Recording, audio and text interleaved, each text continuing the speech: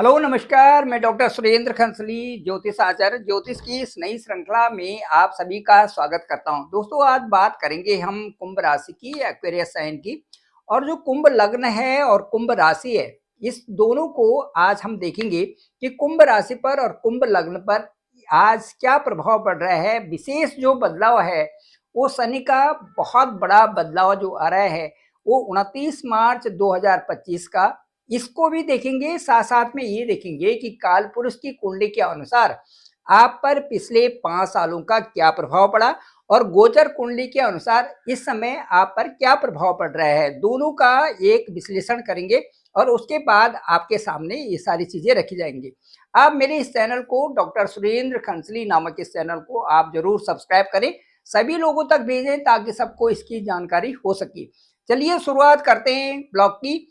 कुंभ राशि जो कि 11 अंक की राशि है, ये बड़ी महत्वपूर्ण राशि है। 11 अंक की राशि इसलिए महत्वपूर्ण है कि काल पुरुष की कुंडली में जो ये 11 अंक है, ठीक जो है इनकम हाउस में, इच्छाओं के घर में, ये काल पुरुष की कुंडली में दिखता है। इच्छा होना और उसके बाद उन इच्छाओं की पूर्ति करना, ये दोनों अलग अलग तरह के दो विषय हैं। इच्छाओं का मतलब ये है कि जब वो आवश्यकता की तरह परिवर्तित होते हैं तो इच्छाओं की पूर्ति करना स्वाभाविक होता है। बाकी जो इच्छाएं हैं वो अनंत होती है और अनंत इच्छाओं की पूर्ति या आवश्यकताओं की पूर्ति आवश्यक नहीं है कि सभी इच्छाओं की पूर्ति हो जाए। इसी तरह से जो शनि का संचरण है आपकी कुंडली में, अभी तो मन के ऊपर है और इससे पहले जो 2.5 साल थे, उन 2.5 सालों में ये ठीक आपके द्वादश भाव में था। द्वादश भाव कुंडली का वो हाउस होता है जिसे कि हम कहते हैं एक्सपेंडिचर का हाउस, जहां एक्सपेंसेस ज्यादा होते हैं वो घर था। वहां पर कई प्रकार के जो है खर्चे आपके सामने आए होंगे। हो सकता है कि आपने कोई प्लॉट लिया हो, कोई मकान लिया हो, कोई जमीन ली हो, इस तरह की चीजें आपके साथ में पूर्ववत पूर्ववत रही हुई हैं। इसके साथ साथ में मैं ये कहना चाहूंगा कि खर्चे भी और हॉस्पिटल से संबंधित भी खर्चा वहां पर दिखाता है जो कि द्वादश हाउस है। इसके बाद हम ठीक वहां पर आ रहे हैं जहां पर कि आपके मन के ऊपर प्रभाव है। अब जो 2.5 साल का दूसरा चरण जो आपके साथ में अभी शुरू हुआ और उसके बाद अभी वो जो 2.5 साल से चल रहा है और अभी वो आपके कंप्लीट हो रहा है, वो आपके ऊपर मन का प्रभाव था।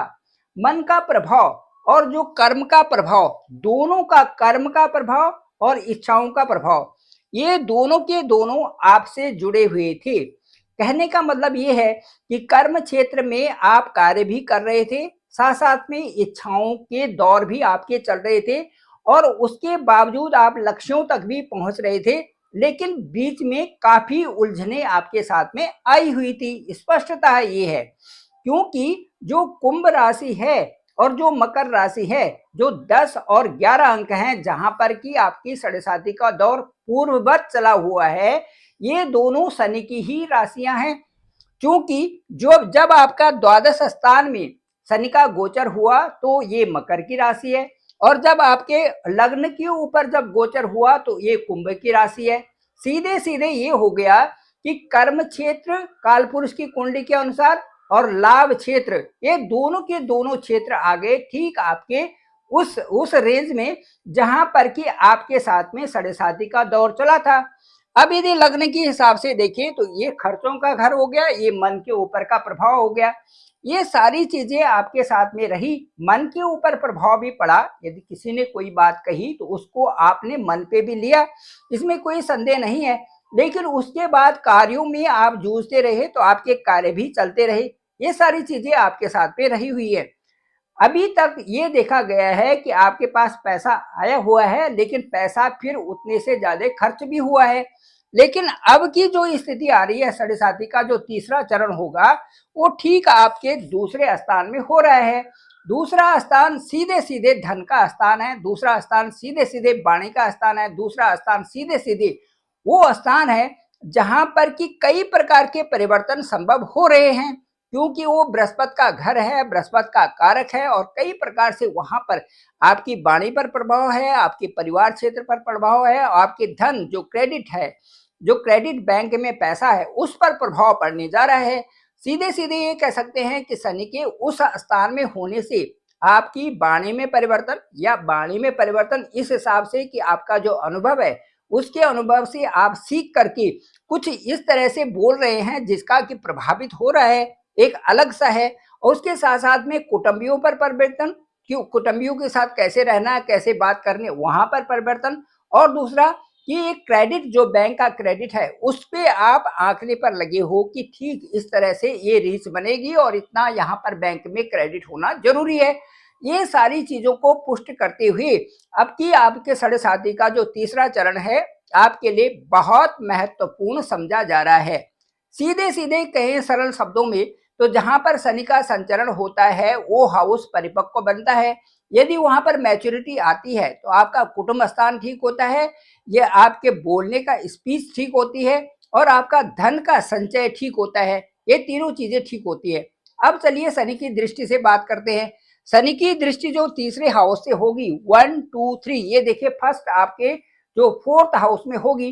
फोर्थ हाउस का जो जो वहां पर हाउस है ये है वीनस का, ये है शुक्र का। शुक्र और शनि एक दूसरे से मित्रता रखते हैं। अब क्या होगा कि जो आपका मन का प्रभाव था और जो खर्चे का था वो तो चले गया। अब जो है धन संचय भी करना है, आपकी वाणी भी ठीक रखना है, कुटुंबियों के साथ भी ठीक रखना है। इसलिए जो है चतुर्थ स्थान हमारे कुटुंब से संबंध, माता से संबंध होता है और हमारे जो हमारी सुख से संबंध होता है। क्योंकि क्योंकि यहाँ पर शनि ने ये कहा हुआ है कि मैं सुख से संबंध रखूंगा, क्योंकि यहाँ पर शुक्र भी है तो सुख से संबंध रखने से ये स्थान पर आपकी वृद्धि जरूर होगी। मुझे ऐसा लगता है कि तीसरा चरण आपके धन स्थान से आपके सुख स्थान में जरूर वृद्धि करेगा। उसके बाद जो शनि की दूसरी जो दृष्टि देखते हैं 1 2 3 4 5 6 7, ये देखिए 8th हाउस पर है।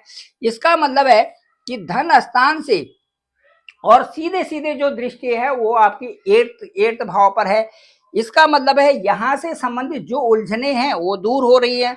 यहाँ से संबंधित कई प्रकार की जो चीजें हैं उनका समाधान हो रहा है। आपके जो लीगल केसेस हैं उनका समाधान हो रहा है, कोई डिस्प्यूट्स हैं उनका समाधान हो रहा है। और जो सगे संबंधी जो आपके साथ में लगे हुए थे या कई प्रकार से परेशानी कर रहे थे उनका भी समाधान हो रहा है, इस हिसाब से कि या तो आप उनको समझ गए हैं या तो आप उनसे दूरी बनाए हुए हैं। वो चीजें आपकी इस हाउस से 8th हाउस से संबंधित हैं। यहाँ पर 6 है, इसका मतलब है कि ये बुध का हाउस है। बुध और शनि की मित्रता के हिसाब से मुझे ऐसा लगता है कि इस हाउस पर भी काफी कुछ समानताएं और अच्छे रिजल्ट्स आपके साथ में आएंगे। उसके बाद शनि की तीसरी दृष्टि 10वीं दृष्टि होती है 7 8 9 10, ये सीधे आपके लाभ स्थान भी है। अब लाभ स्थान भी है तो दूसरा स्थान आपका जहां पर सैटर्न बैठे हुए हैं आपके लग्न के दूसरे भाव में, ये जो हाउस है ये जुपिटर का है।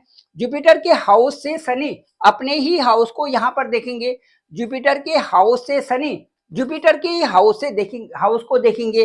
तो शनि जो है जुपिटर के हाउस में बैठे हुए हैं और वहां से जुपिटर के हाउस को देखे हुए हैं। इसका मतलब है समानताएं दोनों हाउस में बन रही है। और जो 11th हाउस है जहां पर 10th दृष्टि पड़ रही है, जहां पर 10वीं दृष्टि शनि की पड़ रही है, ये हाउस परिपक्व इसलिए बन रहा है कि ये इच्छाओं का है और इच्छा काल पुरुष की कुंडली में यहीं पर 11 अंक होता है, ये भी इच्छाओं का है। तो ये समानताएं जो बन रही है इसका मतलब ये है कि जो आपका किसी भी मीन से पैसा आना और लाभ स्थिति होना और उसके बाद जो आपका क्रेडिट होना, ये सारी चीजें यहाँ से बता रही है। इसका मतलब फाइनेंशियल ग्रोथ आपकी इन 2.5 सालों में होगा ही होगा। ये देखिए धन स्थान ये है, धन स्थान का जो जहां पर धन स्थान है वहां पर जुपिटर का अंक 12 है, इसको 12 है। इसका मतलब कि इस ये जुपिटर का घर है। और यहाँ पर देखिए यहाँ पर 9 अंक है, ये भी जुपिटर का अंक है। यहाँ पर शनि बैठे हुए हैं सीधे दशम दृष्टि, आपकी सीधे दशम दृष्टि जो कर्मेश कर्म क्षेत्र। और दूसरा ये लगा सकते हैं कि यहाँ पर जो है लाभ लाभ वाली हाउस पे, लाभ वाला हाउस भी जो है जुपिटर का है। समानताओं के दौर में ये इससे कैलकुलेशन की जा सकती है कि शनि का जो तीसरा 2.5 साल का पीरियड होगा और 2.5 साल का ये चरण होगा, ये आपके लिए कई मायनों में बहुत अच्छे प्रतिफल लाने वाले हैं। शनि का इस तरह से गोचर और शनि का इस तरह से इन भाव में 2, 5, 9 ये हाउसेस जो है किसी भी ढंग से बहुत अच्छे रिजल्ट्स यहाँ पर आ जाते हैं। दूसरा, जब शनि आपके सेकंड हाउस में जाएंगे तो सेकंड हाउस में कभी भी शनि का जब संचरण होता है और यदि 2, 5, 9 में है तो 2, 5, 9 में बड़ी प्रगति देते हैं, क्योंकि वहां पर चंद्रमा भी वहीं पर यहीं पर 29 मार्च को चंद्रमा भी यहीं पर रहेंगे। 6 ग्रहों का जो योग बनने जा रहा है उसमें चंद्रमा भी यहाँ पर होंगे। तो चंद्रमा यदि दूसरे, 5वें और 9वें हाउस में आते हैं तो इसका मतलब कुछ बड़ा होने वाला है। तो 2.5 साल का जो वक्त है इसके लिए कुछ बड़ा होने वाला है कुंभ राशि वालों के लिए। तो ये बहुत अच्छी और ये आप बधाई के पात्र हैं कि 2.5 साल आपके लिए बहुत खूबसूरत होने वाले हैं। आप सभी लोगों को मेरा बहुत बहुत कॉन्ग्रेचुलेशन आप सभी को। और मुझे लगता है कि ये जो 2.5 साल होंगे आपके लिए बहुत ही बेहतर होने वाले हैं। Thank you very much. मैं डॉक्टर सुरेंद्र खंसली, ज्योतिष आचार्य। डिस्क्रिप्शन पे मेरा नंबर है 9868280191। आप डायरेक्ट मुझे कॉल कर सकते हैं, मैं आपका कॉल पे करूंगा। आपके हॉरोस्कोप के देखेंगे, कुंडली को देखेंगे, फर्स्ट प्लेस किसका है, आपका लग्न कौन है, लग्नेश कहाँ पर है, आपकी दशा अंतरदशा क्या है, साथ में ग्रह गोचर की स्थिति देखेंगे, क्या वर्गोत्तम कुंडली बन रही है क्या अभी भी, जो आपके जन्म के समय में जहां पर ग्रह था वहीं पर अब भी है क्या, क्या उसी की दशा चल रही है। बहुत ही सुंदर योग बन रहा है। ये योग जो है आपको कहां तक कहां पहुंचा रहा है सारे देख करके आपको बताएंगे कि अनुकूलतम समय और अनुकूलतम जो आपका ग्रोथ है, जो फाइनेंशियल ग्रोथ है वो कहां पर हो रहा है, किस तरह से हो रहा है और आप कहां कहां बढ़ रहे हैं और 2.5 सालों में आपकी रीच कहां तक होगी। Thank you very much. आप सभी लोगों का आभार, आप सभी लोगों का धन्यवाद।